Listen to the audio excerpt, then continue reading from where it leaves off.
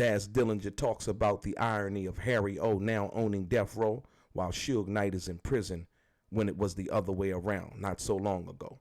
Also, Daz Dillinger explains who actually had the ability to cut checks and ran death row while Suge Knight was in prison, contrary to what we've been told. And last but not least, Daz Dillinger explains why you can never trust anything that Reggie Wright Jr. says. Let's get deep into some of this straight game. Yeah. Blackjack. Life is like a game of cards. It's not what you dealt, but how you play it. Yeah. Blackjack. To play each situation correctly. I remember they used to laugh at a brother. So let me ask you this, because this is very important.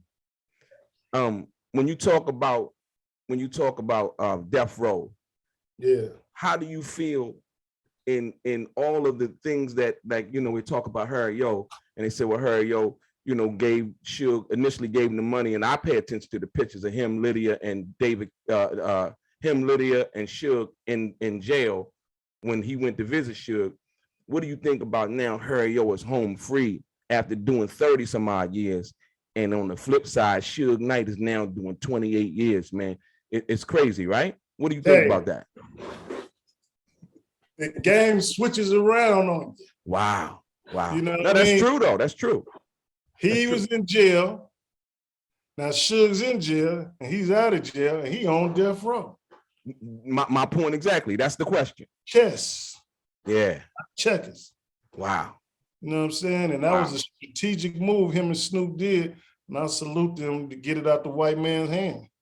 Absolutely. It had nothing to do with it. It was all in Alan Grunblatt. He wanted to be Suge Knight, but he was still paying Suge Knight under the table. Oh, even up until now? Motherfucking right. How did you, what do you think? Shit. No, yeah, you got it, because I don't see, now you schooling me now, Daz, because I don't know nothing about that. So when you say that, right, so explain that, go into that, because I don't know. Well, Suge Knight been at Alan Grunblatt's house, so you put two and two together, you know. Okay. Where he been at Jimmy Ivy in them house. Okay. He still got his hand underneath their balls and you motherfuckers, you know, that type of shit. So if you look at any paper trail, hell. Okay. Still paying Suge Knight. He's still paying Suge Knight.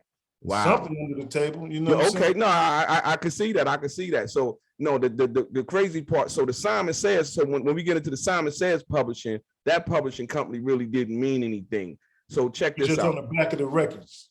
So it's just on the back of the record. So that wasn't one of the publishing, because Reggie keep talking about the Simon Says publishing. He had that shit too, because he was stealing from Suge Knight too. Oh, he was stealing from Suge Knight too? Yeah. Oh, wow. Reggie Wright he wanted to be Suge Knight. He was wearing red suits and all that shit. You know? Oh, is that right? Yeah, he wanted to be Suge Knight. So I got another question for you on that one, since you said that. So, tell me, when Suge Knight was removed because he went to jail, he got the 9 years for the violation of probation, right? Tell me, was Reggie Wright in charge of death row, or was it Michel'le? Michel'le was in charge, but Reggie Wright was doing the dirt. He was like the middleman liaison, basically. Yeah, he was like, yeah, she gonna do this and do that. He'd just go out there and do whatever the fuck he wanted to do. He was the police. Remember that? Right. Okay. Yeah, but he was doing every day-to-day shit, you know what I'm saying? Fucking shit up, stealing shit. He was just, you know what I'm saying? All that shit. Oh, wow. Yeah, he was stealing every motherfucking thing. Oh, is that right? Wow.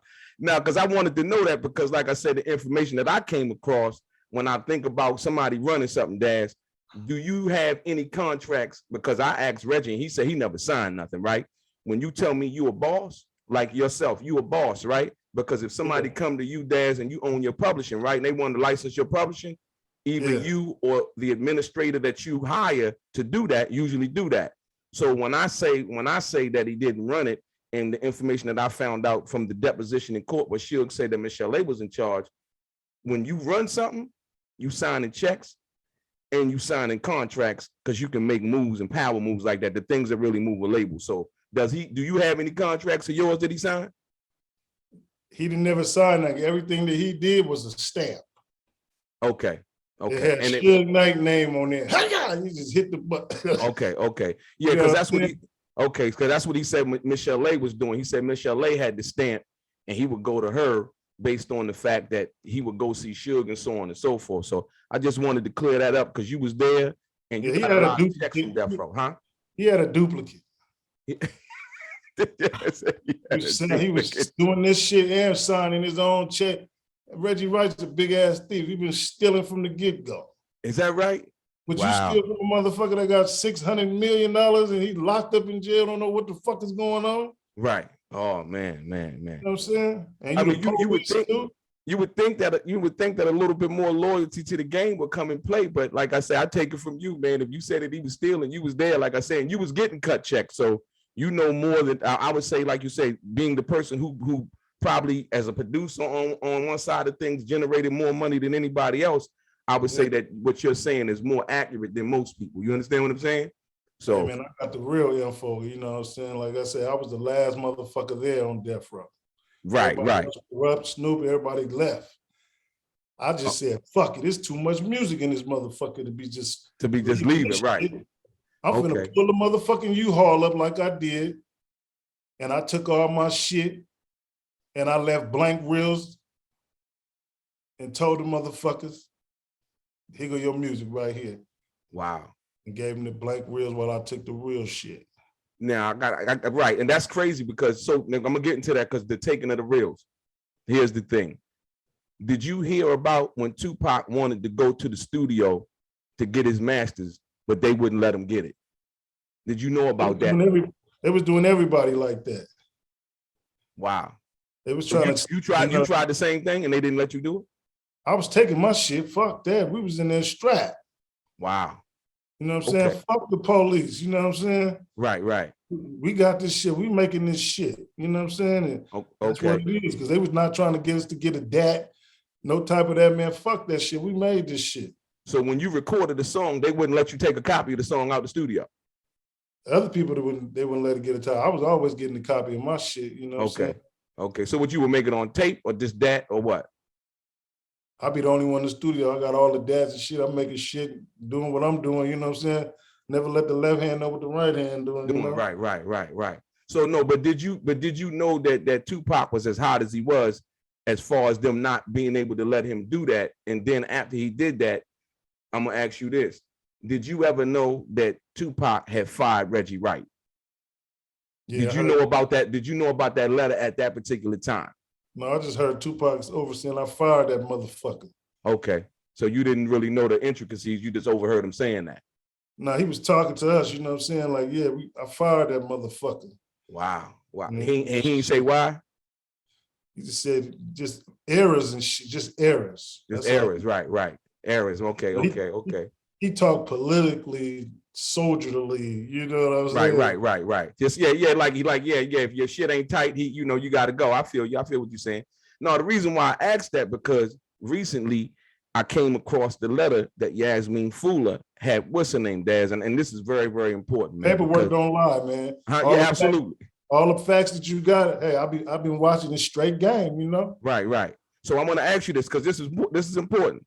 So Yasmin, what Reggie did was Reggie lied on Yasmin. Yasmin's a 70-year-old black woman, man. And so what got me was this is somebody who raised Tupac, helped raise Tupac like a mother, Yaki Gaddafi's mom.